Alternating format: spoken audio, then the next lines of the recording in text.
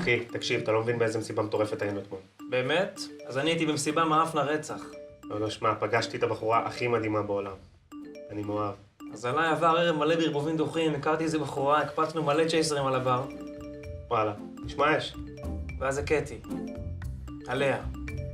פדיחה. טוב, אחי, אף פעם לא היית טוב בלהתחיל עם בחורות. מה?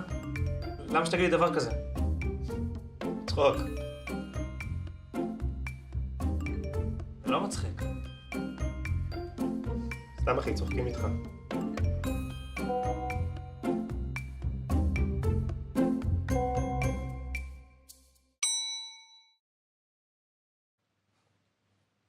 כיף לשתף אותך.